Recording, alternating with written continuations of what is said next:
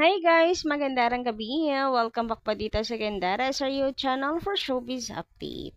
Andito na naman nga po akong muli, nagbabalik. Ang nagmamaganda na yung kachismosang Kimpaw, wala na pong iba si Gandara upang magatid sa inyo ng latest update and fresh happenings patungkol kina Kim Chiu and Paolo Avellino. And para nga sa gabing ito, ay nakakakilig na yun ang ating pag-uusapan kasi naman, hoy, nababasa ko yung mga comment nyo, ha?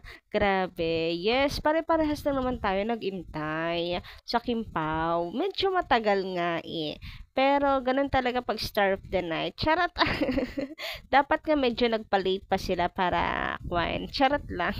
Dami nang maiinip noon. Pero worth it naman dahil grabe. Magkasama yung dalawa, di ba bongga? Pakagwapo at napakaganda pa. Ang ganda ng suot nila, agaw pansin talaga. Si Paolo, parang ikakasal na talaga yung suot. Huy! Paka-excited naman yan. Anyway, bago pala tayo mag-start po, alam ko excited na kayo sa atin pong update para sa gabing ito. But before that, sa mga hindi pa nakaka-subscribe dito sa ating channel, maaari lamang na pindutin po ninyo subscribe button natin at notification bell na nandyan sa baba para mag-updated po kayo at ma-notify tuwing may bago tayong chika at balita hinggil sa Kimpaw.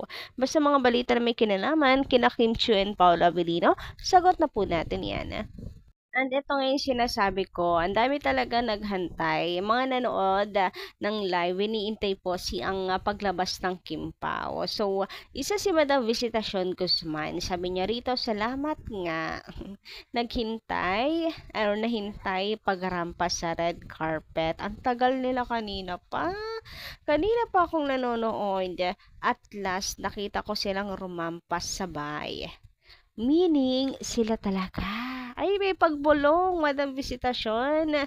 Meaning sila talaga. Kasi kanina pa talaga natin pinag-uusapan yan.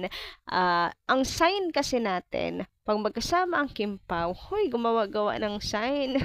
Based kasi sa personality ng Kimpaw yan. Yung mga napapansin natin sa kanilang dalawa. So, ayun nga, agree ako dun sa nag-post na hindi sila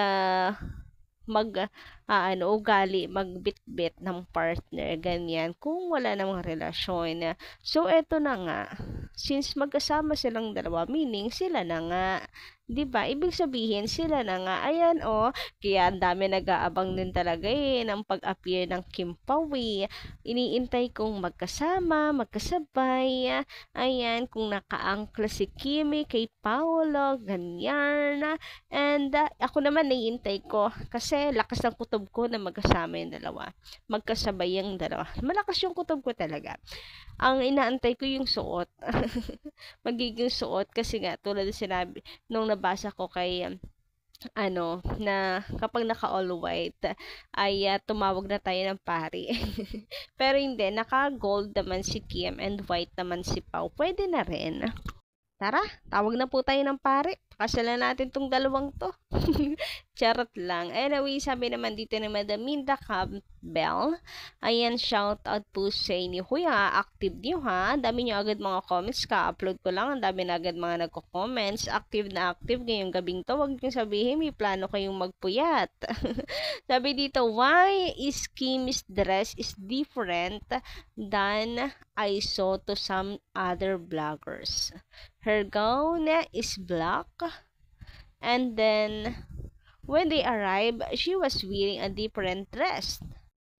Still very elegant and beautiful. Just wondering po.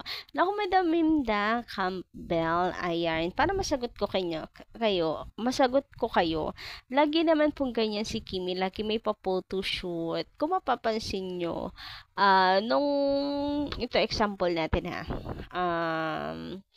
yung sa South Korea, nung tumanggap na international award si Kimi, 'di ba naka-color white, naka-color pink siya doon.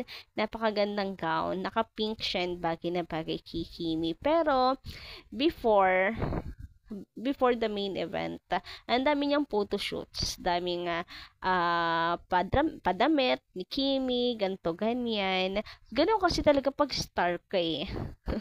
Pag superstar ka, huy, kiniklaim ko na yun. Ganon, yun yung napapansin ko. Lagi siyang may paganaps.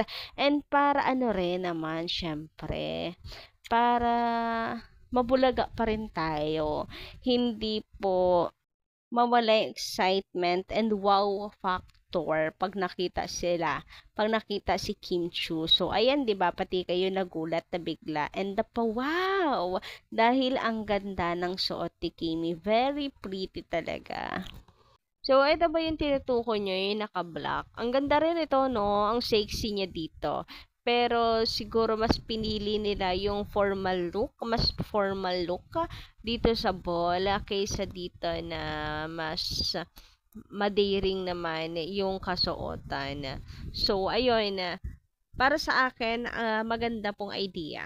Magandang idea yon na pa wow naman talaga tayo pagdating ni Kimi and mas appropriate yung suot niya na to. Para lang naman sa akin, ewan ko sa inyo, yung taste po ninyo, iba-iba naman tayo. Basta ako, kahit anong suotin ni Kim Chu naman ay bagay na bagay sa kanya. Super sexy. Nasa lugar lang talaga kung kailan niya dapat isusuot. Kayo, anong palagay niyo? Pa-comment lang dyan sa baba. Anyway, sabi naman dito ng ilan nating commentors, from Madam Emma Imperio at Tristan Cruz. Shout out po sa inyong dalawa. Magandang gabi. Alam ko, mga timpuyaters din kayo. Ayan, comment na. Agad-agad. Sabi nila dito, sobrang ganda ni Kimi sa gown niya at ang gwapo ni Paolo. Bagay na bagay sila talaga. Masaya na kasi magkasama ang Kim Pao. Yes, lahat tayo masaya nang mag-appear sila Kim and Paolo na magkasama. Yan ang minabangan natin eh. Magkasama kaya ang Kim Pao? Pero wala na. Eto na, nasagot na. Finally, yes. Hindi tayo binigo ng Kim Pao. Magkasama silang dalawa. And sana nga may meaning to. Tulad ng sign na atin pong pinag-uusapan. Sana sign na yon na kapag magkasama silang dalawa, meaning ay sila na talaga. Anyway, pag-usapan naman nga natin, nagulat ako na until now, meron pa rin palang lunod na lunod dito sa pag-kiss na yan ni Kimi. Binigla niya si Paolo yung kiss niya. And mas malinaw nga yung kuha dito, yung reaction ni Pao, kuhang-kuha. Nagulat ako kasi, wow, hanggang ngayon meron pa rin hindi nakakaahon dito. Kasi tumatapang na daw talaga kasi ang Kim Pao. As in, yung mga moves nilang dalawa ngayon, mas matapang na.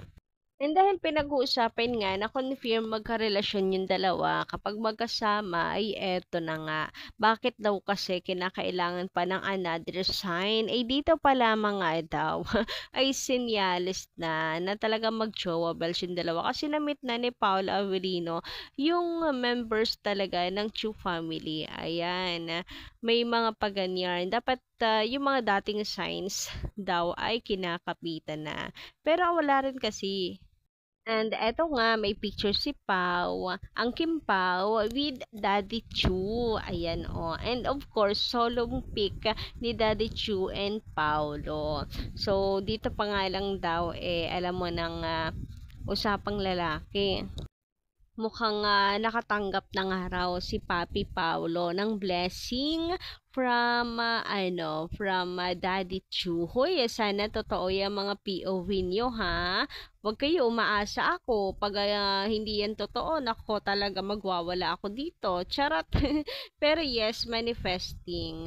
Kasi tingnan nyo naman, ayan talagang buong family na rin ni Kimi talaga. Yes po, na-meet na ni Paula Avellino. Parang pinapakilala na ni Kim Chu talaga sa kanyang family si Kim, ganon. And alam niyo naman na si Kim Chu, di naman niya siguro gagawin yan kung workmate lang sila, eme, ganyan, diba? So, yun yung kinakapitan kasi natin and hope ma-attract nga natin yan na talagang hanggang sa simbahan. Harap ng simbahan talaga ang Kim Pao. Hoy, dami nagmamanifest kaya niyan.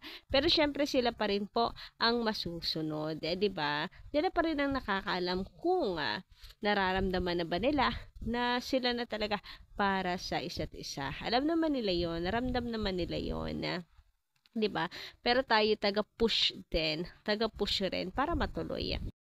Grabe 'di ba? Invested na invested sa Kim Pao. Naku, dami talaga malulungkot pag hindi nagkatuluyan ng dalawang ito. Si MJ nga push na push rin sa Kim Pao. Kasi naman Kim and Paolo, push nyo na yan.